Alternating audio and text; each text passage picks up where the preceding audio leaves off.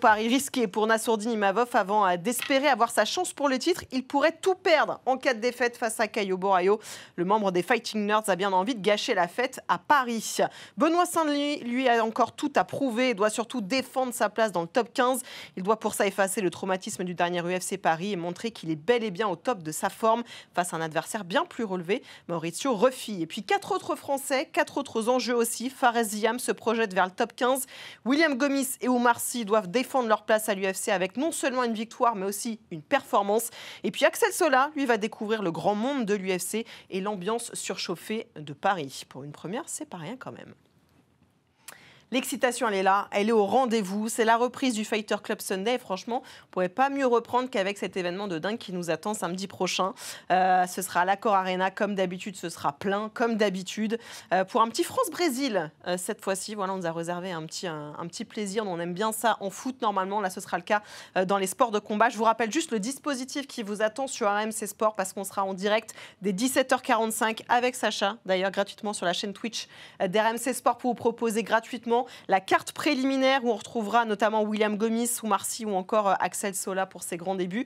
Et puis dans la foulée, ce sera 20h30 sur RMC Sport 1 pour suivre la carte principale avec Fares Ziam, avec Benoît Saint-Denis et avec donc évidemment Nassourdine Imavov pour le main event de cette soirée.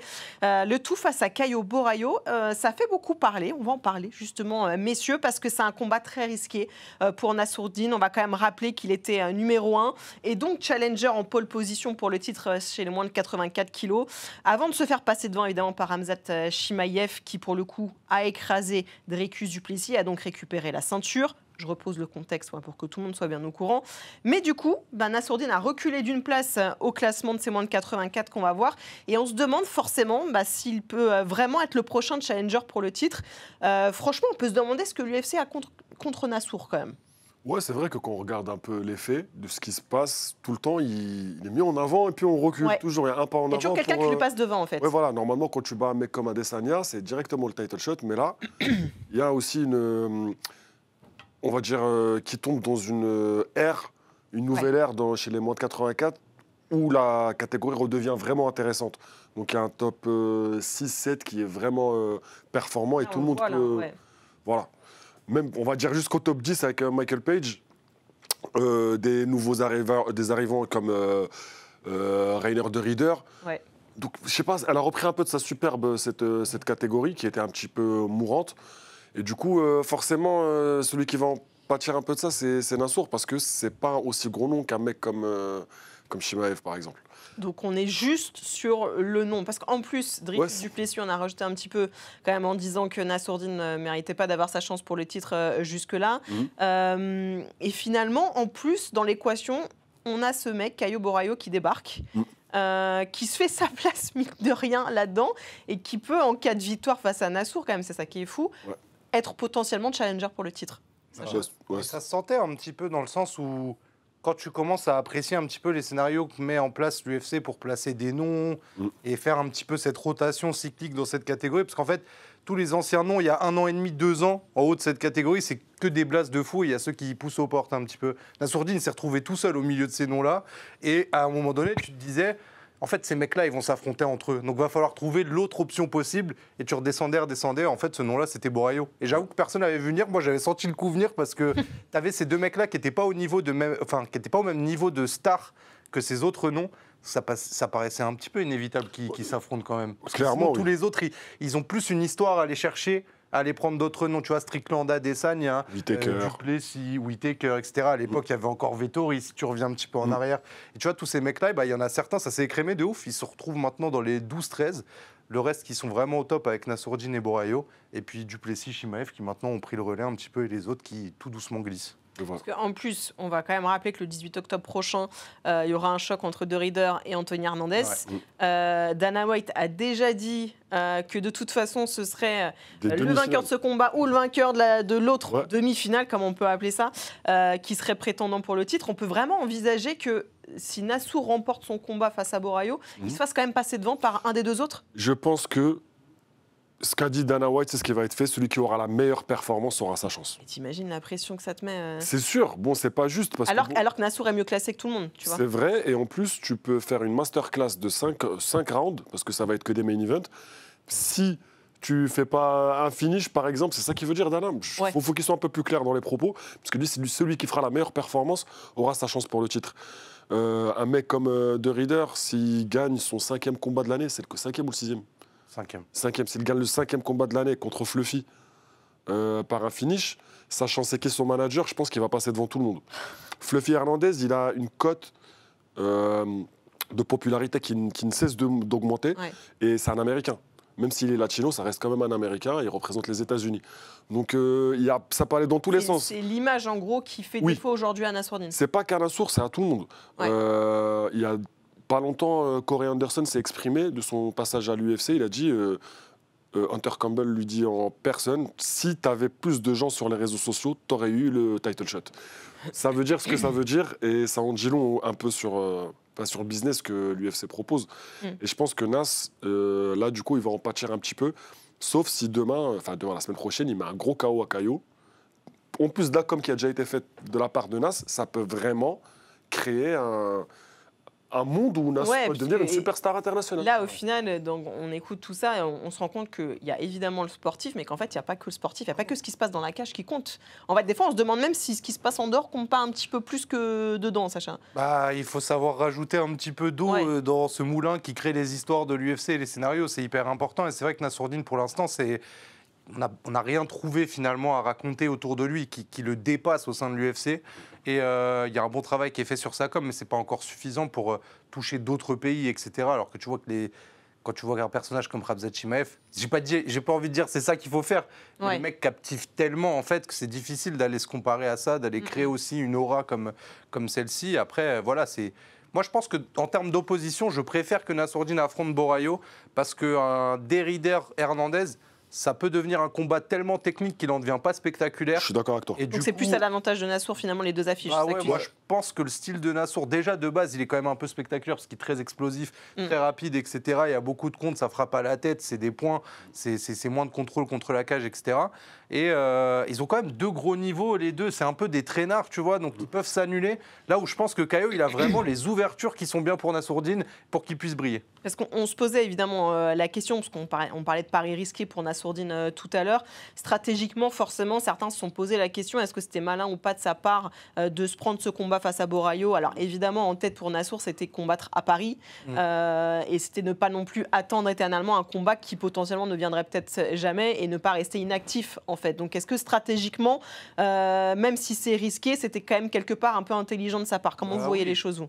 Il a quel âge, Nassour?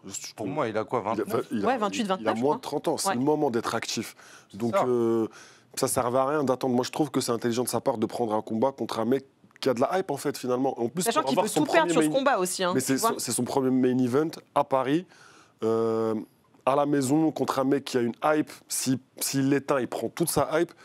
Je pense que ça a joué. Ah ouais, en fait, c'est pas si déconnant que ça de faire ça. Moi, je pense que c'est une quête secondaire qui est parfaite pour se donner tout l'équipement nécessaire avant d'affronter le boss final. Mais vraiment, parce que... La forge jeu vidéo, Sacha. Oui. Non, mais parce que tu vas arriver avec une cote de popularité au max, parce que tu es la tête d'affiche de ton événement dans ton pays. Si tu gagnes, tu vas exploser encore dans ton pays et les autres vont te regarder parce que cet événement-là, il va être très important. Parce qu'on l'a vu, la carte, elle est quand même super stylée de l'UFC Paris.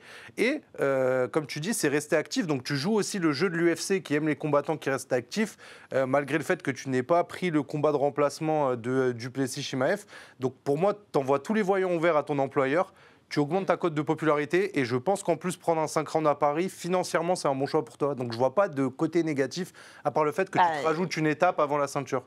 Le côté négatif viendra, c'est si jamais tu perds ce combat, évidemment. Il y a des côtés négatifs aussi pour Caio Borayo, qui a fait tous les UFC sur les 4 dernières semaines, qui a voyagé jusqu'à je ne sais où aussi, qui était dans le coin pendant les Dana White Contenders. Il est parti encore aux États-Unis, il a refait un coaching. Il se monte un peu partout. Hein. Il a fait l'UFC BJJ aussi, il a tout fait, il était invité partout. Il est là tout le temps. Quand tu te déplaces, ça te prend de l'énergie et ça te fatigue. Il a dû faire un coaching pour être au poids, pour le combat contre... c'était qui le dernier combat? 2. C'était Khamzat contre Duplessis. Ouais. Il a été remplaçant, donc il a dû faire un cutting et être au poids pour ensuite refaire un cutting quelques semaines après. Je pense qu'il va arriver un peu diminué. Je pense que c'est du coup moins intelligent pour Caio Pour que lui que pour pour Nassour. Nassour. Ouais. On parle de risque quand même parce que justement Caio Borraio c'est le mec qui monte chez les moins de 84 kilos, peut-être le plus dangereux des fighting nerds, ces fameux Brésiliens à l'UFC. Il est invaincu depuis 10 ans. Et bien c'est Oscar Jos qui vous le présente tout de suite. Il est le fighting nerds le mieux classé à l'UFC et pourtant de loin le moins actif de tous. Pas de combat en 2025, seulement 2 en 2024. Caio Borraio prend son temps mais gagne sans cesse. Un style plus calme que Jean Silva ou encore Carlos Prates, le Brésilien aime aller jusqu'à la décision des juges. Un seul KO à son actif à l'UFC, celui contre Paul Craig. Regarde. Oh là là, oh là là, là là, là là. Oh là là, il a éteint sans se crocher, c'est terminé. Waouh. Première victoire de Borraio par KO à l'UFC. Voilà. Tu l'avais dit. Ah oui, oui. Un combattant complet, capable également de finir au sol grâce à sa ceinture noire de JJB. Il est sous le menton, hein. Il est sous le menton. Il est sous le menton. Il va taper, il a tapé. Oh là là là là là là là là là là. Ça, c'est du fight IQ. On vous en parle tous les week-ends. Vous en avez un parfait exemple. Oh là là là là là là. Mais récemment, c'est debout qu'il brille avec une très bonne gestion de la distance. Sa rapidité lui permet de rentrer, envoyer un jab et ressortir sans encaisser. Il n'hésite pas non plus à user des calf kicks pour faire mal et déstabiliser. Frustrant à combattre, ses qualités se retournent contre lui dès qu'il est mis sous pression. Contre Jared Cannonier, Borraio avait beaucoup subi dans le deuxième round. Grâce à de très belles combinaisons, en avançant vers le Brésilien, le quarantenaire avait montré un chemin de victoire. Et malgré un bon cardio, il reste un combattant jugé ennuyant par certains avec un faible volume de frappe. Mais tout comme Imavov, chaque coup est lourd et marque l'adversaire. Outre la technique, certains petits détails peuvent faire la différence. Borraio a combattu 2 fois au Dana White Contender Series pour rentrer à l'UFC, dont une en moins de 93 kg. C'est donc un gros poids moyen, déjà obligé de faire un cutting lors de l'UFC 319, un élément qui pourrait peser lourd dans la balance. D'ailleurs, si vous voulez en savoir plus sur l'histoire de Caio Borraio, allez voir le film aussi, RMC Sport, évidemment sur YouTube, tapez sur les nerds, sur le main event de cette UFC Paris numéro 4. Ça nous explique aussi comment il a fait pour monter aussi rapidement à l'UFC, parce que c'est ça qui est fou, on le disait nous hors antenne. Il n'a pas tant de finish que ça, finalement. Il ne combat pas énormément. Là, il n'a plus combattu depuis 1 an. Ouais. Et pourtant, il est quand même là et il se prend le numéro 2 de la KT en demi-finale. Là, il profite du collectif, comme ils disent. Ouais. Il profite du collectif. Okay. Ceux qui ont la le côté fighting nerds. C'est lui le chef d'orchestre, on va dire. C'est lui, il coach un peu en même temps, il se déplace, il parle le plus. Tout le monde. Voilà. Ouais. C'est qu'il a la tronche originelle du fighting nerds. Je crois parce qu'il a vraiment des lunettes. Enfin, oui, non, voilà, c'est prof de chimie. Le personnage. Ouais, prof de chimie. Nous, on fait pas genre, on a vraiment des lunettes. Non, on a tous vraiment des lunettes pour le coup. Non, mais c'est lui vraiment le fighting nerd originel. Et en plus, je pense qu'il profite d'un timing dans lequel l'UFC était un peu en galère de stars, était un peu en galère de trucs stylés à vendre. On avait du mal encore à vendre les grosses cartes, les gros combats. Je pense que ça mettait du temps à se négocier. Il y avait besoin de trouver quelque chose. Et lui est arrivé avec ce côté fighting nerd, ses lunettes. Puis après, on voit qu'ils sont 4, 5 comme ça. Après, ils rentrent tous à l'UFC, ils passent tous par les Contender Series. Ils font tous des trucs de fou. Donc vraiment, il y a eu un alignement qui fait que lui, il s'est retrouvé pile dans le bon wagon. Et que là, pour le coup, c'est le moment pour lui de voir si c'est un TGV ou si c'est un train normal. Soirée métaphore pour Sacha. Je sais pas ce qui se passe. Soirée métaphore. C'est à cause du chat.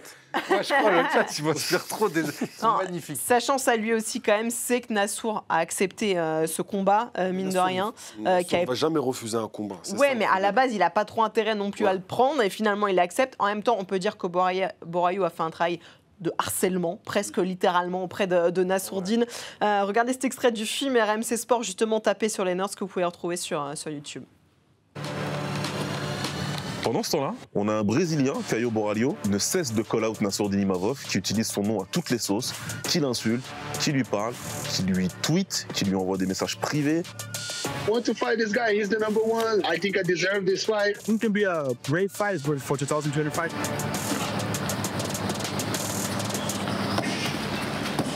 Caio Borraio was calling Imavov out for I don't know how long.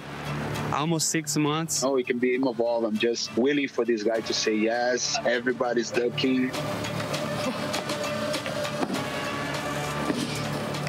J'avais aucun intérêt à l'affronter. Qu'est-ce qu'il a prouvé dans la catégorie? C'est un refus de notre part. Je pense que c'est un manque de respect, sachant que Adesanya, c'était une demi-finale mondiale. Attends ton tour, petit à petit. On est patient dans l'allée. Et ça se fait éteindre, ça dort. Après, ils sont là, bon, ben, c'est normal, il était numéro 1, c'est normal. Je suis numéro 1, j'ai fait mes preuves. En vrai, il ne me mérite pas. That he doesn't want to fight, that I need to face a top 5 guy first, but he's a top 5 guy. So it doesn't make sense what he's saying, you know? He just can say, like, I don't want to fight this guy, he's too good, I cannot lose.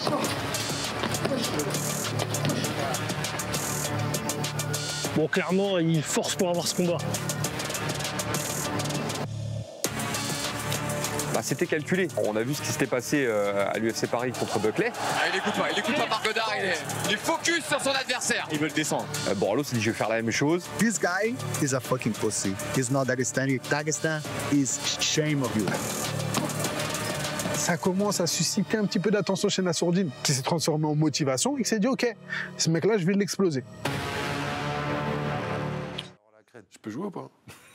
C'est là où il est fort, parce qu'on se demandait comment il avait réussi à monter aussi fort à l'UFC. Mais c'est en faisant ça aussi, c'est ce travail de sape, de harceler littéralement Nassourdine, qui est numéro 2 et qui, à la base, ne doit même pas le regarder en fait, derrière au classement.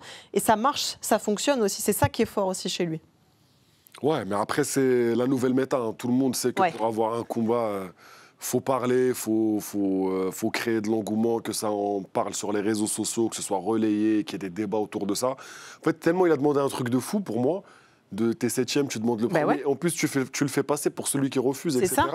Que ça a marché. Ouais. Donc, la stratégie est folle. À vos claviers. Quand tu sais que les mecs qui étaient entre deux n'étaient pas forcément les gars les plus actifs de la catégorie, comme je disais tout à l'heure, ça fait que vraiment ça paraît. Il a vu l'opportunité. Inévitable en fait, parce qu'il savait que les Strickland et tout allaient pas trop faire de bruit à chercher des gars qu'ils ne savaient pas trop apprécier dans leur style ou sur lesquels ils n'étaient pas sûrs de gagner. Donc en vrai, hyper malin. En plus, il parle bien anglais, tu vois, il a le sens de la formule, la punchline. Ça, c'est vrai. Sur ça, on comprend aussi pourquoi c'est un des leaders qui a permis aussi de démocratiser le côté fighting nerd. Tu vois, il joue très très bien ce rôle-là. Ouais, au niveau de la com, là, c'est sûr qu'il est très fort. Hein, il est très fort là-dessus. L'UFC Paris, on va vous faire gagner 2 places ce soir. On peut jouer 2 places pour l'UFC Paris. Non, tu ne peux pas jouer. Moi. Jalito. Baba, tu ne joues pas dans le chat, on t'a vu, merci. On va vous les faire gagner évidemment dans quelques instants. Petit indice juste, il faut bien être attentif à l'émission parce qu'il y aura une question sur ce qu'on aura dit, ce qu'on vous aura montré. Voilà. Donc il faut être bien attentif à l'émission. Et tout à l'heure, on vous posera la question et celui qui répond en premier gagnera ces 2 places pour l'UFC Paris samedi prochain.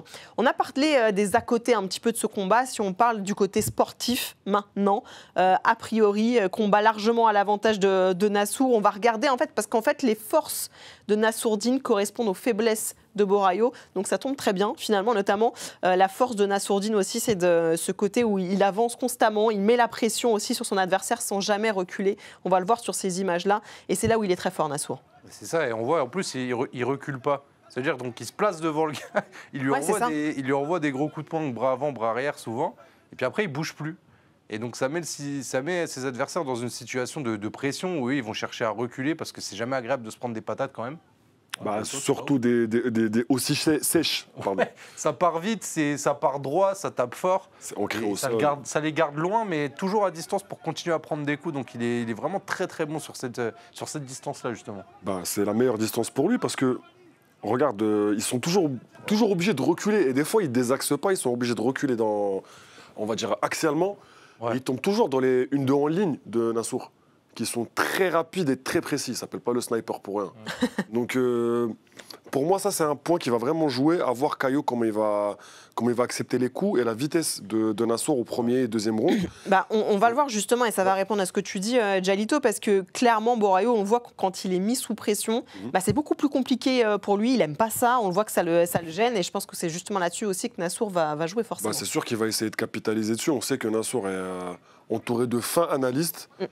Toute son équipe, que ce soit Nicolas Hoth ou en pied-point, Alamos, etc.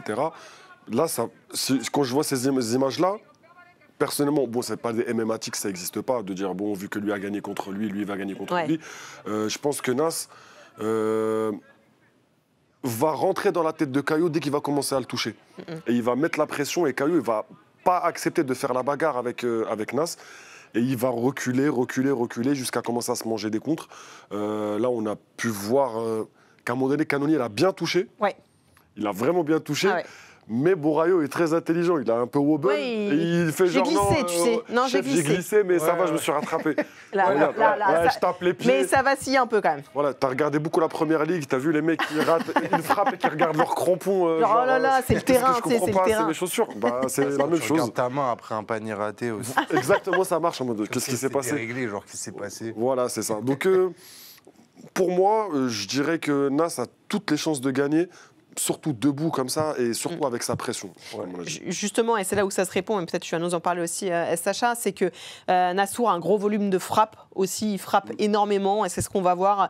D'ailleurs, une stat impressionnante quand même à l'UFC, il est à 5 coups significatifs par minute en moyenne, ce qui est quand même énorme. Et là aussi, ça peut faire la différence. Le côté sniper, t'en parlais aussi, Jalito, c'est-à-dire que quand il touche, ça fait mal en fait. En plus du volume, de la pression. La précision. Ouais, et je pense que là, il a travaillé sur un cycle de force. Je pense que Nas, parce qu'on ne l'a pas encore vu, le prototype final de Nassour, comme je dis, il est très très jeune. Et c'est pas un mec qui est lourd toute l'année, donc il cut pas trop. Il arrive en forme, sa rapidité, etc., ça va vraiment faire la différence. Et je pense que un finish de Nas ne m'étonnerait vraiment pas. Genre un finish avant le 4e round, je pense. 3e, ouais, je pense. Bah c'est là, sur ces images, on voit toutes les particularités de Nassourdine. C'est-à-dire que c'est pas le plus gros des 84 kilos. Ça lui permet d'être archi explosif sur ses frappes, de les répéter sans que les autres puissent réagir, comme tu l'as dit, 5 frappes et quelques. Et c'est hyper intéressant parce que ce côté très rapide et ce côté où il a quand même aussi une bonne allonge, même s'il n'a pas l'allonge de canonnier, on a vu que c'est deux trucs qui gênent Borayo. Borayo, il n'aime pas qu'on avance sur lui. Il n'aime pas les mecs qui ont des gros bras. On va le voir en image. Ça ça confirme ce que tu dis, Sacha. Tu vas pouvoir nous le dire. Mais... Et juste un truc en plus, c'est la variété de coups aussi de Nassour.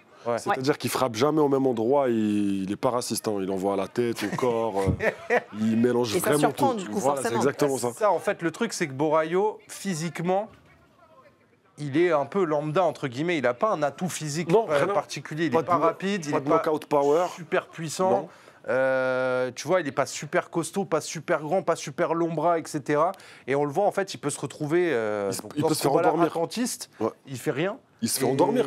Ouais, c'est pas du tout. Et justement, Nassourdine, si tu t'endors, en fait, c'est le moment où il va attendre, et il va envoyer son bras avant qui va très très vite. Nicolas dit que c'est un fusil à pompe. Donc tu vas pas le voir venir. Et surtout, une fois que ça touche, il va combiner derrière. Et là, c'est bon. Je suis d'accord avec toi. Et le truc, c'est que Caio, enfin surtout quand tu te fais endormir pendant un combat, tu as tendance à essayer de faire des trucs qui sont pas vraiment logiques. Tu vas envoyer un peu un coup qui est aléatoire, à l'image de Cyril Gane contre John Jones. Même lui a dit, je me sentais bizarre. Je savais qu'il fallait pas envoyer le bras arrière. C'est ce que j'ai envoyé. Un coup comme ça, contre Nassour, et son retrait de buste remise tout de suite, ça peut changer directement la morphologie du fight. Bon, tu nous as donné ton prono. C'est bon. KO 4e, avant le 4e ou 4e? Ouais, je dis avant la fin, mais je pense fin du 3e, 4e round. Ok, Sacha? C'est une colle. C'est horrible, je déteste ça. Hein. Moi, je vais dire KO 3e. Ouais. Voilà. Donc tout le monde déjà voit Nassour gagnant et voit Nassour par KO. Mais ça m'embête parce que si on le voit tous gagnants, que malheureusement ils ne gagnent pas, on va tous passer pour des débiles. Ouais. Non, mais après, c'est les aléas d'un combat aussi, après, donc tout peut se passer. Tout le risque de Borayo, et je pense que vraiment la menace Borayo, c'est que là, comme ça, on ne voit pas tout de suite ses grosses qualités. C'est un stratège. Donc, c'est voir la stratégie qu'il va appliquer et comment on va s'en sortir côté Imavov. Si ça va gêner ou pas Nassour. Même son entraîneur, c'est un grand stratège. On comprend pourquoi Nassourdine est favori et c'est vrai qu'il y a beaucoup plus de manières pour que Nassourdine gagne ce fight. Il faut quand même respecter Borayo, mais je pense que ça va le faire. Voilà. Un autre Français sur cette carte principale, évidemment, dont on parle souvent beaucoup, c'est Benoît Saint-Denis, qui était le main event d'ailleurs du dernier UFC Paris. Malheureusement, ça s'est très mal passé pour lui à ce moment-là. Il revient aujourd'hui lui aussi face à un Brésilien, face à Mauricio Ruffi. Évidemment, depuis sa défaite l'année dernière à Paris, il s'est passé beaucoup de choses dans le clan de BSD, avec l'arrivée de Nicolas Hoth notamment, on en a beaucoup parlé. Au final, il n'y a eu qu'un seul combat depuis, c'était face à Kyle Prepolek au Canada, un adversaire en short notice, on se rappelle. Qu'est-ce qu'on a pensé de cette performance de BSD? Est-ce que ça vous a rassuré ou pas? On a vu quand même deux visages du Français. Dans le premier round, pour le coup, tout allait bien. On va le voir, agressif, notamment au sol. Puis ça s'est gâté un petit peu dans le deuxième. Qu'est-ce que vous retenez de ce combat? Ce qui vous a rassuré déjà? En fait, ça représente tellement Benoît Saint-Denis, c'est que on ne sait plus où se situer avec Benoît Saint-Denis. On ne sait plus s'il est genre inarrêtable dans cette catégorie et s'il a toutes les forces pour faire douter tout le monde, ou si on connaît déjà toutes ses armes en fait. Et c'est ce qui s'est révélé dans ce fight-là. On a revu un peu le premier round face à Dustin Poirier. On sait, très bon grappling, très très fort, oppressant et pas loin de finir le fight. Et après, on a ce deuxième round où, comme il le dit, il lâche la bête. Et c'est ces côtés-là qui nous font un peu peur. Parce que quand il lâche la bête, c'est là où il laisse des ouvertures. Et on n'a pas envie de revoir en fait ce qui s'est passé face à Poirier. Donc c'est pour ça qu'aujourd'hui, on ne sait plus trop quoi penser. On ne sait plus si Benoît Saint-Denis va rouler sur tout le monde. Et c'était 2 erreurs de parcours. Il y a des gens qui considèrent qu'il n'a plus du tout le niveau. Et tu as l'impression qu'il pourrait perdre contre son voisin, limite. Enfin, et je pense que ce combat, c'est vraiment tout ce contraste-là, tout ce paradoxe-là qui est illustré un petit peu. Mais je ne saurais pas dire mieux que toi parce que tu as vraiment dit l'état d'esprit un peu global autour de Benoît Saint-Denis. Tout le monde doute en fait, on ne sait pas. Vraiment, on a besoin d'être rassuré parce qu'en fait, encore. Le combat, en fait, Prépolek, ça aurait été un autre nom, quelqu'un qui n'est pas un short notice et quelqu'un qui est un peu plus à l'UFC, qui est installé à l'UFC. Voilà, pas forcément quelqu'un de classé, mais juste quelqu'un qu'on connaît. On aurait eu un peu plus d'assurance. Là, Prépolek, c'est un mec qui a été cuté par l'UFC il y a quelques années, qui revient. Forcément, ça va laisser un petit peu de doute parce que les gens, ils n'ont pas eu de réponse claire. Là, alors, il y a eu la victoire quand même, on va rappeler, parce que c'est ça qu'on a c'est évident. Étranglement, bras tête, on le rappelle. Ça, c'est évident. Il y a eu quand même la victoire de Benoît Saint-Denis, mais c'est vrai que les doutes viennent aussi de ce qui s'est passé dans le deuxième round qu'on va regarder, où là, ça part un peu plus dans tous les sens pour Benoît Saint-Denis. Il y a moins de cohérence, c'est moins. Alors que justement, on pensait que l'arrivée. On peut dire qu'il est retombé dans ses travers. Exactement, on pensait que l'arrivée de Nicolas justement lui avait permis de gommer ces erreurs-là, et on l'a vu un peu plus brouillon finalement dans sa façon de faire aussi. On voit la main avant toujours basse, et cette manière de prendre des crochets très larges avec toujours la tête très très haute en fait. Il va se prendre un coup de Prépolek. Et c'est là où tout le monde va se dire, mais si ce coup-là, c'est pas Prépolek qui le met, c'est quelqu'un d'autre, là, ce crochet du gauche, tout le monde se dit, mais il va retomber, en fait, comme ce qui s'est passé. J'ai eu peur que ça se voit, c'est ça. En plus, il revient peut-être qu'on a des traumas. C'est qu'en général, c'est vrai, mais en général, quand un mec se mange un KO, le combat d'après, tu sais que même lui, il est craintif de se reprendre un KO. Donc, après, ça, c'est légitime, c'est logique. T'es un peu plus prudent quand tu arrives. Oui, surtout quand tu prends pas une longue pause. Si tu fais pas comme Kamaru Usman et tu reviens entre guillemets avec le cerveau à 100%, ça peut être très compliqué. On l'a vu avec Volkanovski contre Topuria, il revient d'un KO contre Islam. Il est directement reparti au même hôpital, je crois. On ne sait pas trop quel visage du coup on va voir de Benoît Saint-Denis. Il va falloir quand même être prudent face à Mauricio Ruffi parce que c'est pas la même adversité là pour le coup que Prépolek. On est face à un autre membre des Fighting Nerds justement. Si on devait décrire son style, on pourrait dire qu'il ressemble un petit peu à Conor McGregor. Mine de rien, on va regarder les images. Moi, ça m'a sauté aux yeux quand j'ai vu la position de Mauricio Ruffi, notamment sa façon de combattre, son positionnement vraiment, les jambes tu sais un petit peu écartées. Karaté stance. Voilà, exactement. Là, qu'on voit très bien ici. Alors, la main avant qui fait des petites tornades. Exactement, qui laisse un petit peu à distance, fait un petit peu. Est-ce que c'est travaillé ou est-ce que c'est son style comme ça naturel à lui? Je pense qu'il a imité Conor. On est quand même sur une copie conforme un petit peu. Oui, non, je pense que tout le monde a regardé Conor. Je sais pas, il a quel âge Ruffi, il doit avoir lui aussi moins de 30 ans. Oui. Donc je pense que quand il a commencé sa carrière, il a dû regarder Conor parce que c'était inévitable. Et il a ce style un peu, ils appellent ça le style karaté. Je sais pas, karaté ou à point. Même MVP, il est un peu comme ça. Ouais. C'est très volant, très volatile. En fait, MVP, son truc, c'est qu'il se jette. Sa manière d'entrer, elle est explosive et tu le vois pas venir. C'est un combattant à points. Ruffi, c'est celui qui joue un peu avec toi. Il a le côté mystique de Conor où tu sais vraiment, il bouge beaucoup le buste. On dirait qu'il te fait venir. Après, il va fonctionner avec le bras arrière très très fort. Doumbé, il faisait ça aussi. C'est une fausse distance. Il te donne une distance, après il recule parce qu'il a un coup d'œil, il a une vivacité, une rapidité. Mais des fois, il tombe dans ses travers, Ruffi aussi. Bah oui, il a les mains basses souvent en fait. Il a les mains basses souvent, il va pas jusqu'au bout des actions des fois. C'est-à-dire que là, les images juste avant qu'on a vues, à un moment donné, il connecte son adversaire, mais il va pas chercher le finish, il tente un coup de pied retourné. Comme si on était à la plage. Il cherche vraiment le sensationnel à chaque fois. Parfois ça marche parce qu'il est surtout connu pour un coup d'éclat, son dernier en date d'ailleurs face à King Green. C'était en mars dernier et tout le monde a encore l'image en tête.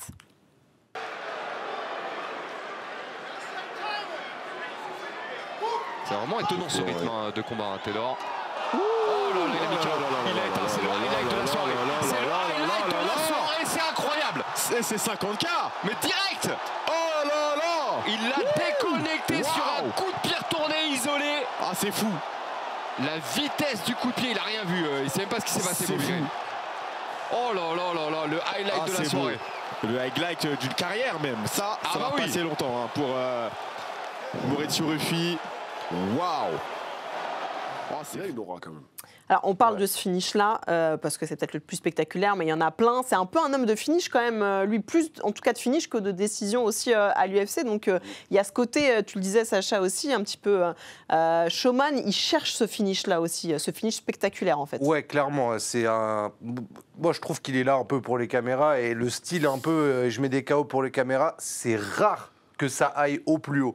Et je trouve qu'on en fait un peu beaucoup sur Ruffi justement par rapport à ça. Après, c'est normal, le highlight, c'est complètement fou, tu vois. Mais faut voir contre qui, entre guillemets. Bobby King Green, aujourd'hui, c'est plus du tout ce qu'il était. C'est un combattant qui lui donne tout ce qu'il faut, en plus, parce que c'est un mec qui a les mains basses et qui bouge pas. Donc vraiment, c'est limite, il t'a donné sa tête.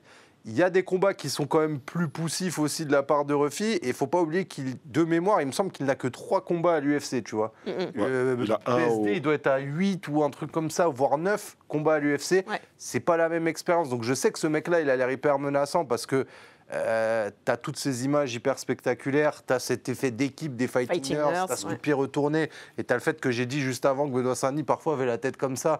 Donc tu te dis, ah, les il va lui laisser l'opportunité de... Mais Ruffi a aussi beaucoup les mains basses. Ruffi étant tellement dans l'esthétisme, je pense que c'est un mec qui aime pas qu'on lui fonce dessus, qui aime pas qu'on aille l'harceler justement avec des frappes, etc. Le seul KO qu'il a pris était comme ça. Un mec qui met la pression contre la cage. Et c'est un KO justement, ça remonte un peu le KO qu'il a pris Ruffi, mais je trouve que c'est un KO que BSD est capable de mettre dans la manière dont c'est amené. C'est une marche avant où le mec il combine avec des crochets un peu partout, corps-tête, et à la fois il y en a un qui touche à la tête parce que l'autre il est tellement en fait dans sa gestion de distance qu'il recule comme ça, bah, il le prend direct, il tombe et fini. Et je veux, franchement, un BSD quand il met la marche avant, on sait ce que c'est que vraiment il est là pour te coincer. Donc moi je pense que ça peut passer. Ça peut être à double tranchant, c'est-à-dire que BSD il peut faire ça, rentrer, essayer de faire la bagarre avec lui. Les mecs comme Ruffi, comme tu as dit, n'aiment pas la bagarre frontale vu qu'ils cherchent le contre à chaque fois. Si BSD arrive à, entre guillemets, je mets bien des grands guillemets, à pourrir le combat, c'est-à-dire faire du contrôle contre la cage,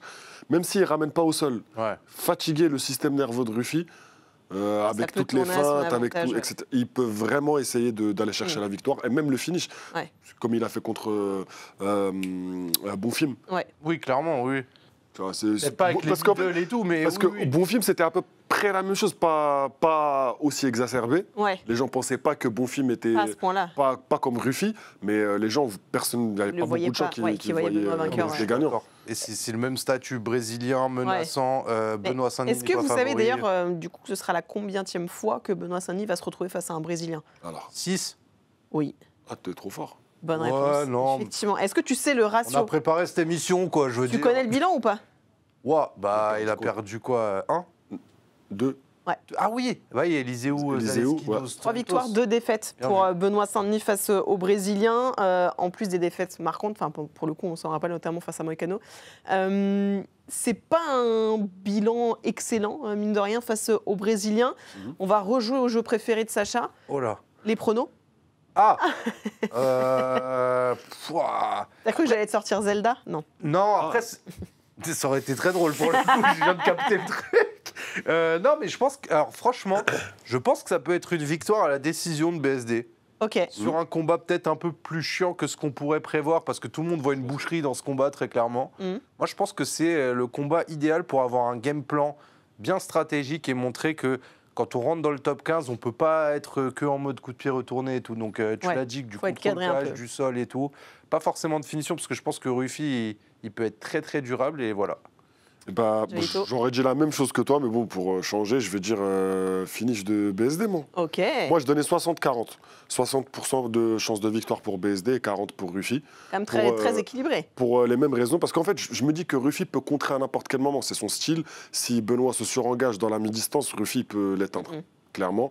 Dans l'autre sens, BSD, s'il a une petite opportunité de le ramener au sol, il va le ramener, il va lui faire nettoyer le tapis.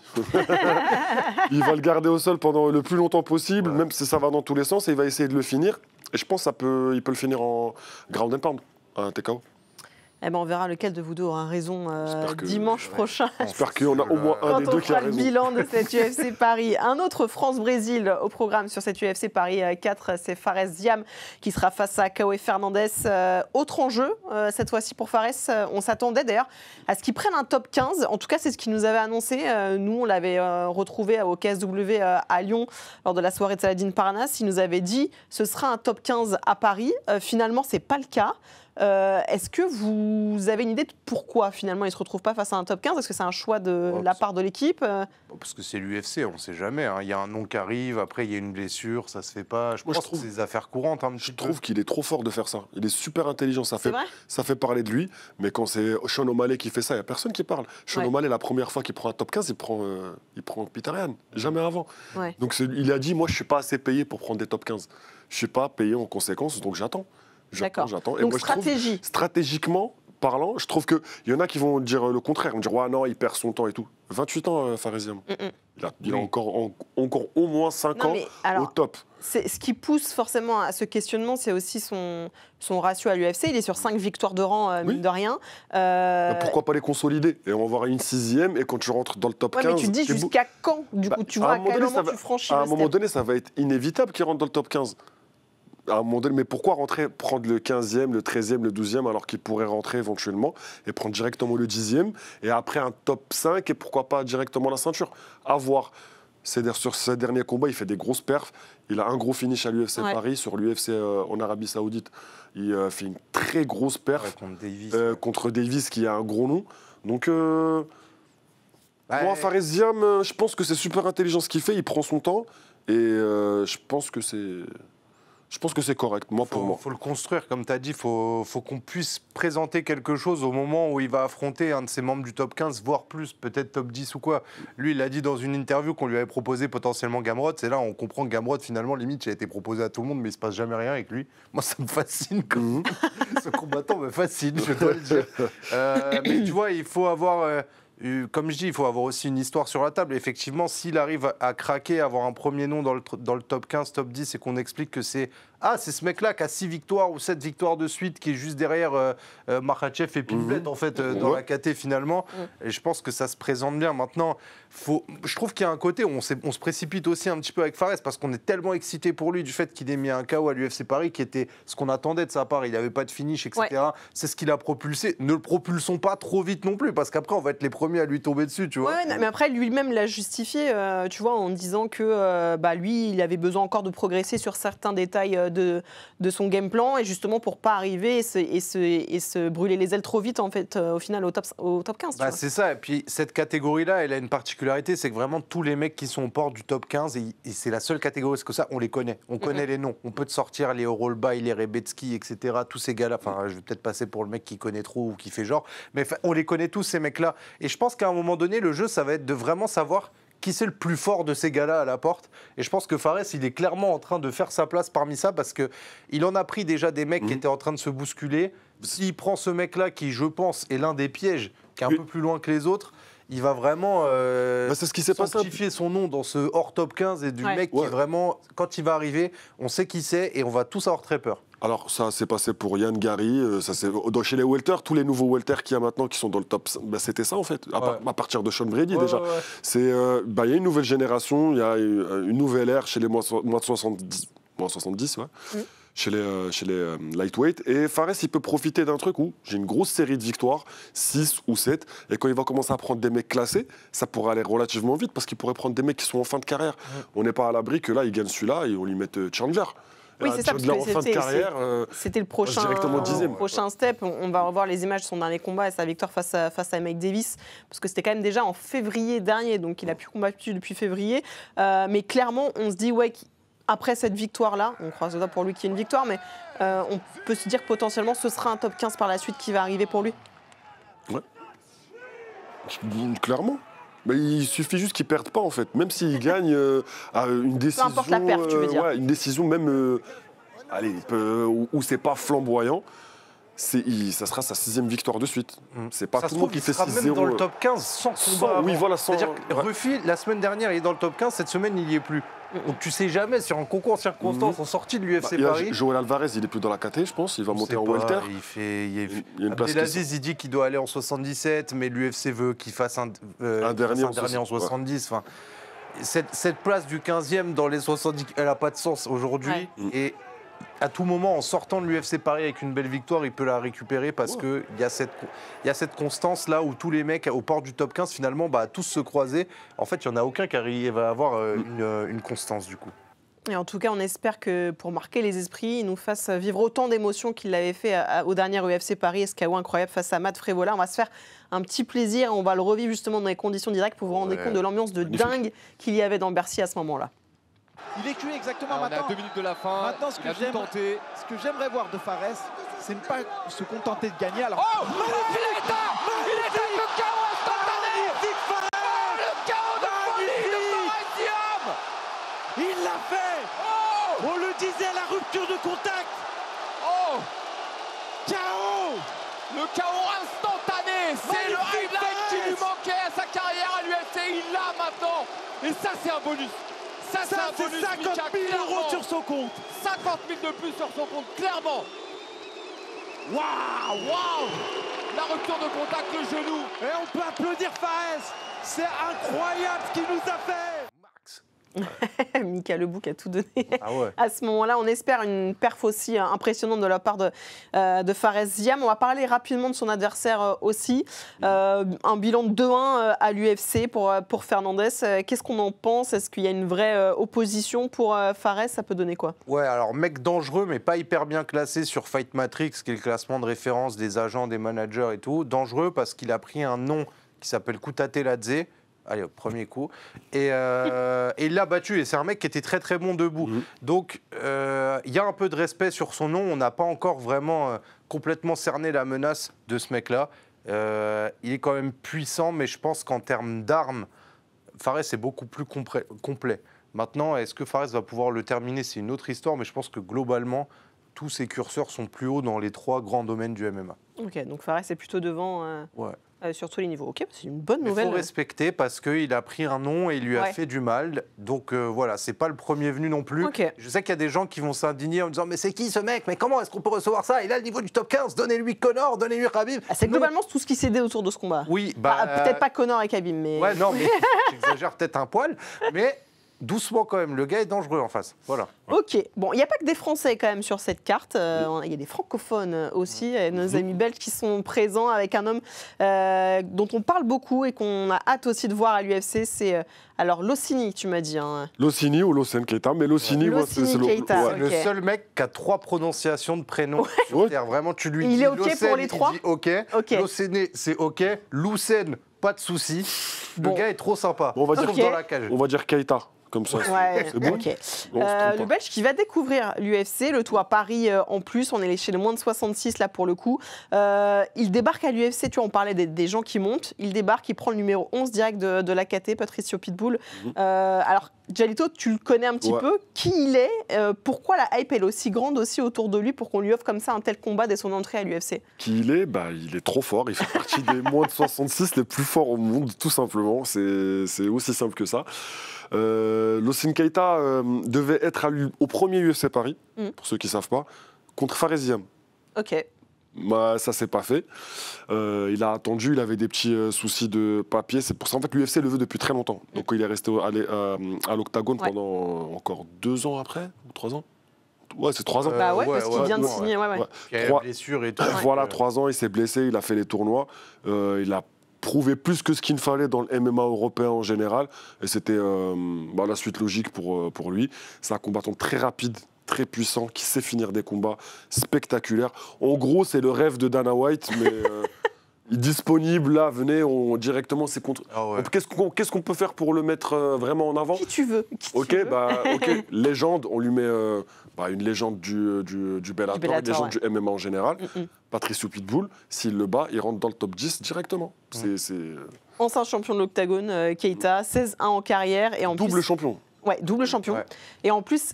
sa seule défaite, donc le 16-1, c'est même pas vraiment une défaite, parce que c'est une blessure qui se fait tout seul en combat. Mais qu'on va pas comme voir. Sean O'Malley. Là, il s'était vraiment fait une fracture. Là, et tout, là, on n'est pas sur des cinémas. On va revoir les images, parce que ça fait mal au cœur finalement aussi quand on a une défaite comme ça sur un bilan qui n'en est pas vraiment une finalement. Ça en dit long aussi sur lui et son potentiel, blessure au genou. Alors moi j'avoue, je vois pas trop à quel moment. Cheville. Ouais, cheville. C'est pas fracture. Ouais, fracture. Et je vais vous dire un truc, c'est qu'il a gagné le tournoi après en ne pouvant mettre que des high kicks, parce qu'en fait la fracture elle pouvait se réouvrir à n'importe quel moment. Ouais. Et puis ce jour-là, il a quand même gagné dans nos cœurs, puisqu'il a quand même demandé sa femme en mariage. Exactement. Et elle a accepté. Donc tu vois, la défaite n'a pas duré très longtemps. Non, mais je crois qu'il compte dans sa tête, c'est pas une défaite. Il est invaincu. O'Malley, il a longtemps dit qu'il était invaincu parce qu'il considérait que sa défaite contre Vera mais lui, il s'est pris un KO et tout, tu vois, il s'est pris du ground and pound. Il a dit Gemma, on l'arrête. C'est même lui qui était au-dessus. Si on rentre dans les détails un petit peu de ce que ça donne, clairement, il a un point fort aussi qu'on a voulu vous montrer, c'est sa capacité à faire des feintes. On est sur un combattant ultra spectaculaire, tu l'as dit, Jalito, qui a plus de finish que de décision d'ailleurs dans sa carrière, et il a vraiment ces qualités-là d'arriver à feinter aussi son adversaire pour faire la différence. Il est exceptionnel dans ça. En fait, il va tellement vite, il a tellement des temps de réaction qui sont rapides que... Regardez Paradiser, par exemple. Là, il sait qu'il va se manger le coup, il se prépare déjà à prendre le overhand. Donc, dès que Lossini va bouger, il va essayer de défendre ça. Mais il se le mange quand même. Ces images, elles sont ouf, parce que regardez le gabarit de Paradiser à côté de Keita. Normalement, c'est Paradiser qui doit mettre la pression par sa taille et tout. Il se retrouve à courir autour de la cage parce que Keita fait trop peur. Il va trop vite, il frappe trop fort. Trop rapide. Et ce qui me choque encore plus, c'est que Paradiser, c'était la deuxième fois qu'il prenait Keita. C'est-à-dire qu'il a déjà goûté une fois au mec. Donc il savait déjà à quoi s'attendre, mais même ça n'a pas suffi. Recette et tout, je reviens, j'ai plus d'expérience, j'ai battu d'autres mecs, et c'est encore la même chose. Et Paradiser, après Keita, il gagne 4 combats de suite. Oui. Donc il revient vraiment au top, même au niveau de la confiance, etc. Mais en fait, Lossini, il faut le voir avec ses propres yeux. C'est-à-dire, c'est pas une vidéo. Le regarder taper au pas d'ours ou pas. Tu vois même pas les mains. Ouais. T'entends les impacts, tu vois ça pas va vite. Je suis pas en train d'exagérer même dans le chat là. Même les mains, je pense qu'elles sont lourdes, très. Il a vraiment plus du knockout power. C'est pas juste un mec rapide. Il a vraiment. En général, les gens comme ça, ils ont un problème de cardio après. Ben lui, il a réglé son problème de cardio. C'est-à-dire, il est rapide. Donc il n'y a pas de faille. En fait, il n'y a pas de faille dans le jeu de Lossini. C'est soit un fait de jeu, et ça peut arriver, c'est-à-dire là, il s'est cassé une cheville. Mais pour battre Lossini Keita dans un combat de MMA, bon courage. C'est UFC au moins. Alors c'est Mauricio Pitbull qui va essayer de le faire, ancien champion du Bellator aussi, double champion du Bellator. Énorme nom du MMA pour le coup, il a débarqué à l'UFC en avril dernier, déjà 2 combats pour lui, une victoire, une défaite. On s'est amusé à regarder un petit peu ce que donnaient les anciens du Bellator à l'UFC. C'est clairement pas un gage de réussite pour le coup. Hein. Et lui, il a 38 ans déjà. Je m'oppose à ce visuel. Il manque MVP, s'il vous plaît. Mais qui aurait pu un peu redorer le blason des anciens du Bellator. Mais c'est vrai que pour Pitbull, je dirais, et Mix, c'est quand même assez... Enfin, on pouvait s'attendre à mieux de leur part. Je veux dire, Chandler, maintenant, on sait à peu près ce qu'on attend de lui, c'est-à-dire qu'il nous fasse marrer dans la cage. Et c'est très bien aussi qu'on l'aime. Moi, je l'aime pour ça. D'accord avec toi. Mix, je pense que c'est un des mecs qui nous a le plus déçus. Moi, je veux qu'il lui rende son contrat. Je déteste Mix depuis ce qu'il... Enfin, voilà. Il devait venger Aldo, il ne l'a pas fait, donc je lui en veux. Non, mais c'est surtout qu'il faut se remettre dans le contexte. Quand Pitbull il débarque à l'UFC, il dit « Moi, je veux Volkanovski, ça fait des années qu'on doit s'affronter, c'est nous les 2 GOAT en fait, de cette catégorie, on ne pouvait pas le faire à l'époque parce qu'organisation différente. » Il a perdu contre Yair Rodriguez. J'ai beaucoup de respect pour Yair Rodriguez, je l'aime beaucoup. Il est capable de faire des acrobaties folles, mais il n'est plus à ce niveau-là non plus. Non, c'est mort. Donc, compliqué. Il se rattrape contre Daniguet, et Daniguet a fait un combat pas ouf. Daniguet, en fait, c'est un mec, c'est soit il éteint, soit il se fait éteindre, il gagne, soit il gagne, il perd, il gagne, il perd. C'est plus un journeyman pour moi. En fait, je l'aime beaucoup, hein, mais c'est pas avec une victoire contre Daniguet que tu vois qu'il aurait fait quelque chose. Moi, je pense que l'UFC... C'est carte clairement du sujet, là, non? C'était quoi le sujet? On était sur Pitbull et sur le combat face à Keita. On parlait de Pitbull. Moi, je pense que, tu vois, l'UFC... Il signait un mec avec la conviction que c'était un super nom, qui allait créer plein de trucs et tout. Ouais, mais tardivement, tu vois. Ouais, mais ils sont hyper déçus de ce que ça donne finalement. Donc, ils sont déjà prêts à l'envoyer, je vais pas dire en pâture. C'est un peu le cas, là, pour le coup. Non, mais c'est ça qu'il faut retenir. C'est que le mec, est arrivé quand même avec une aura et un statut assez élevé. Il n'a pas délivré ce qu'on attend de ce statut, de ce CV-là. On lui envoie le mec qui a les dents comme ça, qui arrive vraiment pour tout casser. Et à tout moment, voilà, ce serait une légende qui va un peu doucement disparaître avec l'arrivée de nouveaux phénomènes comme Keita. Moi, je pense que ça va être chaud pour Pitbull. Maintenant, c'est quand même un mec d'expérience, donc à tout moment, il peut rendre le combat chiant. Ça donne envie de regarder, du coup. Mais je ne vous demande même pas un prono, du coup, parce que j'ai compris à peu près vers quoi vous allez aller tous les deux. Il y aura aussi du lourd sur la carte préliminaire. Pour le coup, vous pourrez suivre gratuitement sur la chaîne Twitch d'RMC Sport. On sera ensemble dès 17h45, début des combats à 18h. Il y aura notamment William Gomis face au Polonais Robert Ruchala. Énorme enjeu, là aussi, pour le Français, qui clairement va devoir montrer qu'il mérite sa place à l'UFC. Là, on ne parle même pas de défaite ou de victoire. On parle vraiment d'une perf et voilà, d'un highlight, de quelque chose qu'on retient et qui va marquer les esprits aussi pour lui. Ce sera peut-être l'homme. Moi, c'est mon pari. Ce sera l'homme de la soirée, William Gomis. Okay. Je sais pas pourquoi. J'espère. Je sens que c'est son moment. Effectivement, donc pas de finish à l'UFC pour l'instant, en dehors de son combat face à Yanis Ghemmouri, mais on va dire que c'est un finish qui est un petit peu discutable. Sort d'une défaite, décision partagée face à Heider Hamil. On sait que c'est pas forcément les profils qui intéressent le plus l'UFC. Donc vraiment là, avec le public, etc., on a l'habitude de le voir se transcender. Il nous faut vraiment un petit peu ce qui s'est passé avec Fares Ziam. Il nous faut ce finish comme si on l'attendait plus en fait ou quoi, etc., qui arrive pour William Gomis parce que ça reste un combattant qui a un style très particulier et assez unique dans cette catégorie, très difficile à toucher, etc. Donc il a des belles choses à faire et moi je pense que c'est vraiment le moment, s'il y en a un qui a un gros coup à jouer sur cette carte de l'UFC Paris, pour moi, c'est William Gomis, déjà pour sauver un peu son statut, pour peut-être passer enfin dans des dimensions où on le respecte vraiment en tant que combattant à l'UFC. J'espère vraiment pour lui, ça serait mérité. Hein. C'est quand même... Pardon, on me parlait en même temps. Non, mais je vais enchaîner du coup, mais... Ça m'a perturbé. Oui, j'ai vu, tu t'es arrêté d'un coup. Moi, je trouve que... Voilà, et j'entends le côté, il faut un highlight et tout. Le bilan, il est quand même de 4-1 à l'UFC pour William Gomis. C'est pas dégueu, tu vois. Ça reste quand même un super bon bilan. Et pourtant, on voit bien qu'il a une image qui lui colle un petit peu justement, ce truc de manque de finish. On en parlait, mais on a à peu près la même discussion au final tous les week-ends, en se demandant pourquoi il y en a un qui monte et pourquoi d'autres non. Et c'est pour ça que là, on se dit que l'enjeu pour lui, il est clairement d'aller chercher ce finish-là. Obligatoirement, là, il peut plus faire des combats, entre guillemets, qui vont dans la durée. Je ne sais pas comment dire ça sans dire qu'ils vont dans la durée, mais il est obligé pour avoir la reconnaissance qu'il mérite, en fait.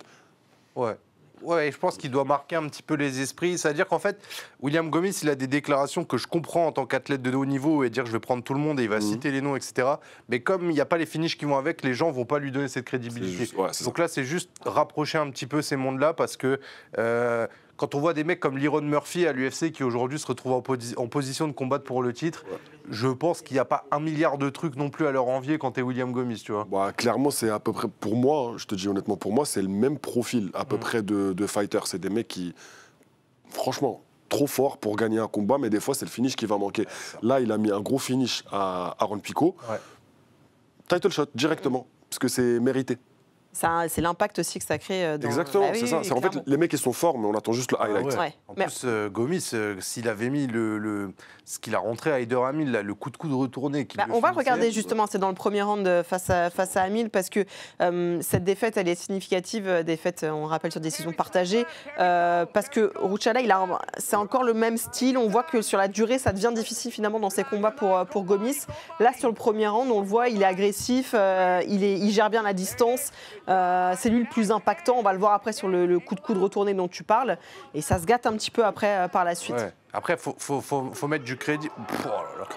Le truc, c'est qu'Heider Hamil, je pense qu'il est très dur. Alors, il encaisse. Ça vieillit mal ce que je dis, parce que derrière ce combat-là, il prend un KO avec vraiment un genou pleine tête et il tombe d'un coup et ça a mis 30 secondes, grand max. Il était encore sur les dégâts de William, en fait. Ouais, non, mais Heider Hamil, c'est quand même un petit buffle de qualité, tu vois. Quand on voit le profil, il mettait toujours la marche avant, il moulinait dans tous les sens. C'était le diable de Tasmanie. Enfin, regarde, il n'est même pas à distance, il envoie un kick. C'est vraiment... C'est un espèce de zombie qui te fonce dessus. Ruchala, il a aussi des qualités. Maintenant, voilà, c'est William qui connaît la maison à l'UFC. C'est à lui aussi de montrer. Je sais que c'est pas un combattant qui impose beaucoup son rythme, William, dans le sens où il laisse les autres venir pour essayer de les sanctionner. Peut-être que là, on peut avoir quelque chose d'autre où vraiment il peut aller le dominer, etc. Bon, en plus, je trouve qu'il y a le parallèle avec Saladin Parnasse, qui est la seule défaite de Rouchala qui est hyper importante parce que Gomis a déjà perdu contre Parnasse. C'est bien aujourd'hui, 12 ans plus tard, de se dire tiens, on en est. On a affronté le même mec où on en est. Et si Gomis le finit en 3 rounds, là où Parnasse l'a fini en 4, bah, je pense que c'est tout bénef pour lui. On va parler rapidement de Rouchala après, mais juste pour rester sur Gomis, sur ce combat face à Amil, où je parlais de la difficulté pour lui à rester constant quand le combat dure, parce qu'il y a évidemment ce premier round qui est pas si mal, et puis ça se gâte après dans le 2 et le 3. Si on regarde ce qui se passe dans le 2, notamment à Jalito, on sent que sur la durée, ça devient plus difficile pour lui, notamment la gestion de la distance, où là, il encaisse beaucoup plus. Bah, c'est logique, quand tu frappes un mec qui est censé tomber 45 fois et qui est toujours là, forcément, déjà, ça te met un coup sur le moral. Et physiquement, tu commences à être réduit. C'est dur, au niveau cardio, de dire je vais envoyer des coups pour éteindre un mec qui n'arrête pas d'avancer vers moi. Donc, franchement, cette défaite, pour moi, elle n'était pas méritée. Je pense qu'il aurait dû gagner, en fait, c'était un peu un vol. Mais il mange le contre-coup du combat contre Brito. Il ne pouvait pas avoir 2 décisions qui sont un peu on va dire, problématiques. Et là, c'est franchement... Après, c'est aussi parce que reculer et circuler, c'est fatigant. Et c'est aussi ce que fait beaucoup William. Et contre Haider Amil, qui met tout le temps la marche avant, tu es obligé de faire ça. Donc, le style de William, qui est beaucoup de déplacements latéraux, etc., en reculant, frapper en reculant, je pense que ça fatigue aussi beaucoup plus qu'en avançant. Tu vois, son style, il est coûteux, entre guillemets, et je pense que contre Amil, on l'a ressenti encore plus, parce qu'il y avait vraiment ce profil opposé de char d'assaut qui fait que marche avant face à lui, tu vois. Et moi, après, je suis curieux de voir aussi maintenant son travail avec Nicolas Haute. Bah oui, c'est ça. Tu vois. Là, j'ai envie de voir qu'est-ce que ça va changer dans son état d'esprit, au niveau aussi du game plan. Ouais, ça, stratégiquement. Je pense que ça pourrait être un bon mariage, on va dire. Le côté cérébral de Nicolas Haute avec les qualités athlétiques et de combat de Gomis, in and out, etc. Ça pourrait matcher, ça pourrait nous donner peut-être une version de Gomis qui va aller chercher un finish. En tout cas, c'est tout ce qu'on lui espère. On parlait rapidement de son adversaire tout à l'heure. Il va découvrir l'UFC, ancien champion intérimaire du KSW. Excellent bilan pour le coup pour lui, 8-1. Justement, ce 1, c'est la défaite face à Saladin Parnasse. Spécialiste malgré tout des finis sur ces derniers combats, notamment celui pour s'emparer de la ceinture qu'on va revoir. C'est un homme impactant aussi et qui peut faire mal quand il touche. Ouais, on le voit, parce que là, il met vraiment le type C'est précis, en fait, là. Le type au foie qui va tout de suite éteindre tout le courant dans le corps de son adversaire. Maintenant, Gomis, le truc, c'est qu'il prend pas de coups. Je pense que dans cette catégorie, c'est un des mecs qui prend le moins de coups. Et c'est des coups comme ça, en fait, je pense qu'il est pile dans les distances où jamais tu le toucheras avec un front kick comme ça. Surtout que ça, on va dire, c'est une spécialité de William Gomis, les maïgiri comme ça, avec les orteils. C'est le cousin de Grégory Babel. Je dis ça comme ça.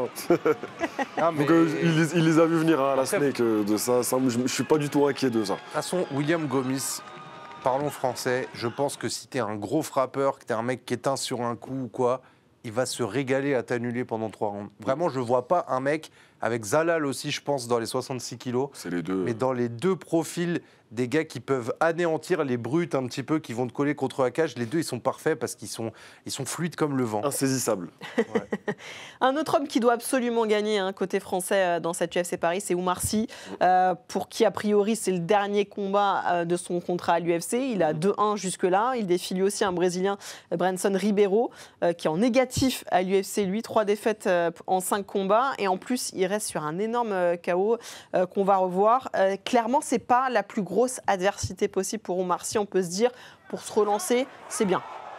Ouais, c'est ce qu'il faut, je pense. Il faut un mec comme ça, qui aime bien la bagarre debout, qui est pas dégueu au sol. Ribeiro, c'est pas un mauvais combattant. Et on a vu qu'il était à son niveau en dehors du top 15 de cette catégorie, concrètement. Il a pris quand même des bons noms. Mais c'est un combattant qui va avoir des ouvertures, qui va mettre du cœur, mais ça suffira pas. Oumar, aujourd'hui, il a un stade où on croit énormément en lui, on sait qu'il a du talent dans beaucoup de compartiments du MMA. Donc c'est vrai que s'il pouvait le retranscrire avec un autre finish aussi spectaculaire que ce qu'il a fait pour ses débuts, ça pourrait être pas mal. En même temps, la dernière performance quand même d'Oumar Sy, on était ici, on en avait parlé ensemble. On n'était pas ultra rassurés non plus avec sa défaite face à Alonso Menifield sur décision unanime. On avait été un petit peu critique nous aussi sur sa performance. On l'avait senti impuissant, sans réaction, sans solution presque même. On a envie de voir autre chose aussi, qui propose autre chose, surtout en plus à Paris. Moi, je pense que ça va être totalement différent. Il ne va pas être dans le même état d'esprit. Je pense qu'on ne sait pas tout sur sa performance la dernière fois. Je pense qu'il y avait eu un fait extérieur. On l'a pas reconnu en fait. Non, exactement ça. Même lui, il dit c'était pas moi. Dans les interviews qu'on a vues après, toutes ces sorties. Je pense que c'est quelqu'un qui a énormément de potentiel. Et je pense que là, il a pris conscience qu'il n'a plus le choix. Là, il est dos au mur. Il est obligé de nous sortir une grosse perf. Et je pense qu'il va le faire. L'adversaire, il est vraiment à sa portée. Un peu idéal pour ça, ouais. Exactement. Ça va être un bon comeback fight, comme ils disent. Et en tout cas, on souhaite... Un tune-up fight. Voilà, un tune-up fight. Et je pense qu'il peut aller chercher le finish. Franchement, des deux manières. Il peut soit soumettre ou le mettre KO. Oumar a beaucoup de talent. Et on espère vraiment le voir briller à l'UFC, il le mérite. Par contre, pour le coup, tu as raison, Flora. Je pense que c'est défaite interdite pour Oumar Sy dans toutes les circonstances qu'on connaît. Si c'est 2 défaites de suite dans cette catégorie et tout... Il ne sera pas reconduit à l'UFC, tu veux dire. Je ne suis pas devin, mais attention. Là, on avait de gros espoirs. Je n'ai pas envie que ça fasse l'effet soufflé parce que l'UFC, tu as beau être dans leur cœur au début quand tu arrives. Si ça ne convient pas, ça va aller très vite dans l'autre sens. Il faut être... Ouais, si tu vas pas, oui, clairement, si tu montes pas suffisamment, ça peut aller vite. La bonne nouvelle, quand même, messieurs, de cette carte aussi, c'est qu'un petit nouveau Français débarque à l'UFC. Oui, Axel Sola. Et non invaincu en pro, champion des moins de 70 à l'ARES. Il va faire ses débuts à l'UFC en plus à Paris. Grosse pression quand même sur ses épaules là. Sur la catégorie au-dessus en plus. Bah ouais. Moi, franchement. Faut être honnête avec les gens, Axel Sola, c'est une question de temps. C'est-à-dire que même quand il était combattant amateur, tout le monde en France s'accordait à dire que c'est le mec qu'on attendait à l'UFC. C'est un peu l'élu qu'on nous envoie dans le MMA français, donc on est très content de la nouvelle. Maintenant, il prend un combattant qui est un peu relou, qui est Raïs Maki, chez 77 kilos. Mais voilà, je pense que c'est un mec qui avait toujours dans la ligne de mire de sa carrière, savait que c'était ça l'étape et qu'il fallait être prêt dans toutes les circonstances. C'est un mec qui a tourné avec... tous les mecs de tous les pays pour être prêt à tous les styles, même quand il était en amateur. Donc, en fait, content, on s'y attendait. On l'attendait plus, en fait, la nouvelle signature. Elle arrive tellement vite que là, on est limite choqué et on a hâte de le voir, en fait, de montrer ce qu'il sait faire à une plus grosse audience. Je suis d'accord avec toi, carrément. J'étais surpris de malade. Moi, je pensais qu'il aurait signé au PFL pour affronter Ah, tu pensais pas qu'il allait signer direct à l'UFC? Je pensais pas qu'il allait signer à l'UFC comme ça, parce que bon, on connaît maintenant la politique de la maison, pas de nouvelles signatures sur les Dana White Contender Series. Quoique, en fait, en vrai, ils font ce qu'ils veulent. C'est un petit peu aléatoire. Ils ont vidé la Pologne, là, il n'y a pas 2 semaines pendant les soldes. L'Octagone aussi, c'est comme quoi... Voilà, donc, bref, pour revenir à Sola, j'ai beaucoup d'espoir. C'est un mec que j'ai découvert super tard. En général, moi, les pépites, j'essaie de les repérer vraiment très rapidement. Lui, je regardais pas le combat. J'ai vu une interview après le combat. J'ai dit, mais c'est qui ce mec? C'est un président qui s'exprime, c'est quoi? Je regarde. Attends, faut que je revoie le combat. Exactement. Je dis, mais putain, en plus, la guerre et tout. Que dire? Alors, striking, très bon. Grappling, très bon. Lutte, très bon. Il est bon partout. Moi, je te dis comment je le découvre. Je suis... subjugué, je dis, on a un Français comme ça en fait. Le début c'est comme ça. Et ensuite, je me dis, bon, il est déjà pro et tout, voilà, c'est la ceinture et tout, machin, à Arès. Mais je pensais pas que ça allait être l'UFC aussitôt. Parce qu'il a quel âge? Alors, je ne sais pas. Mais... Il doit avoir 25, 26, ouais. Ouais, il a encore au moins 10 ans de MMA devant, au top niveau. Donc que ça arrive assez, entre guillemets, rapidement l'UFC. Mais... moi, j'ai peur un petit peu pour la KT au-dessus, parce que c'est un petit 70. Là, il combat en 77. À l'UFC, on sait tous qu'ils sont un peu costauds. Mais il a les armes, pour moi, comme tu as dit. Je trouve que même au niveau de son entourage, le fait qu'il y ait Aldric, Manon... Il y a déjà un peu une expérience UFC, ça peut aider. Oui, il ne va pas découvrir ça comme ça d'un coup, c'est ça que tu veux dire. Voilà, c'est ça. Et il a assisté à des événements, il a été dans des corners UFC, donc je pense que ça pourrait le faire pour lui. Et il sera donc sur cette carte de l'UFC Paris samedi prochain. C'est l'heure maintenant de vous faire gagner ces 2 places. Ça y est, les amis, c'est le grand moment, vous allez 2 gagner. Places pour quoi? Pour l'UFC Paris. Mais non. 4, samedi. Toujours pas. Tu ne peux toujours pas jouer. Baba, arrête. Attention. Dans voilà le chat, la question à laquelle il faut répondre. Le premier qui répond à cette question remporte les 2 places. La question étant, quels sont les 2 Brésiliens à avoir battu Benoît Saint-Denis à l'UFC? Soyez les plus rapides dans le chat, les amis. Vous jetez un œil, les gars, parce qu'il faut que je sois de profil, sinon. Ah, c'est le chat, pardon. Oui, c'est le chat. Quels sont les 2 Brésiliens à avoir battu? C'est Mamar. Mamar, il est trop fort. Eh ben voilà. Et en plus, il a mis il donne le blast complet. En plus c'est des Brésiliens. Les 3 noms de famille. Waouh, la rafale. Tout le monde voulait aller à Paris. Malheureusement, ça sera Mamar. Mamar. J'aime bien comme... Et je vous ai pas dit, c'est moi Mamar. Mamar qui est en régie, bien sûr. Qui va aller... Mamar 140, tu remportes les 2 places pour l'UFC Paris. J'espère que tu n'avais rien de prévu samedi prochain. Bon, a priori, tu allais regarder de toute façon chez toi. Ouais. Donc, tu auras la chance d'aller voir ça en live à Bercy. Avant de se quitter, les amis, une petite image quand même à vous montrer. Ça se passait ce soir à la Défense Arena où tu étais d'ailleurs, Sacha. C'était le Clash in Paris, événement de la WWE. On parle donc de catch, évidemment. Franchement, la salle était remplie. Ambiance de dingue. Comment tu as vécu ça, Sacha? Eh ben, c'était un truc de malade mental, en vrai. Non, c'est une ambiance comme j'en ai jamais connue. C'était la première fois que j'allais à un événement de catch. Donc, il y a plus de 30 000 personnes là, dans la Défense Arena. Et je voulais vous partager un peu les ambiances de ce sport qui, comme tu le sais, n'a pas trop de place médiatique en France. On ne sait pas trop où elle est, sa place. Mais c'est assez dingue, franchement. La scénographie, le jeu avec le public, c'est assez fou. Les performances athlétiques sont assez folles aussi. Et c'est même pas encore fini. Donc, s'il y en a qui sont en direct, qui veulent se brancher, après, il reste encore des très hauts combats. J'ai pas pu rester tous les. John Cena est passé ou pas? John Cena? Non, pas encore. Ah. Là, il arrive bientôt, là. Contre Logan Paul. Il a gagné, apparemment, on me dit. Quoi?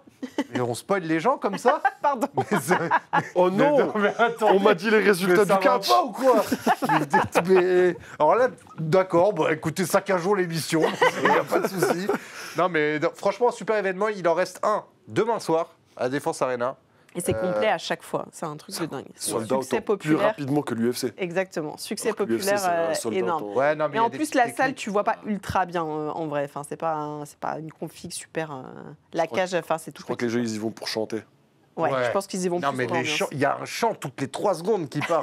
C'est n'importe quoi. Non, les commentateurs, ils font l'entrée de leur vie et tout. Franchement, c'est un truc de ouf. Les amis, le programme pour la semaine prochaine, très important, semaine de l'UFC Paris. On vous attend mardi à 21h. On sera en direct pour vous proposer tous les one-to-one de la journée. Vous savez, c'est ces interviews qu'on réalise avec les combattants et les combattants français notamment. 21h mercredi, on va vous proposer un vestiaire exceptionnel spécial sport de combat. On va mélanger plusieurs combattants justement pour voir comment ça se rencontre et les points communs qu'ils peuvent avoir. Vendredi, on sera ensemble dès 17h. On va vous proposer la conférence de presse pour le combat si important de Cyril Gane face à Tom Aspinall. Ce sera le 27 octobre prochain pour le combat. On va vous proposer la conf de presse dès 17h.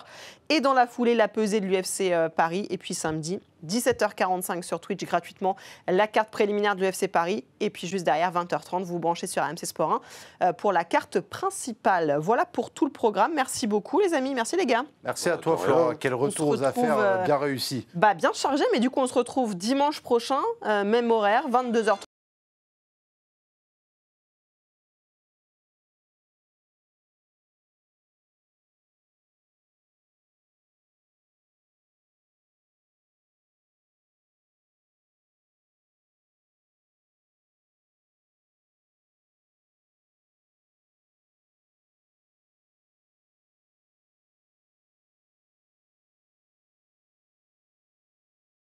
Merci.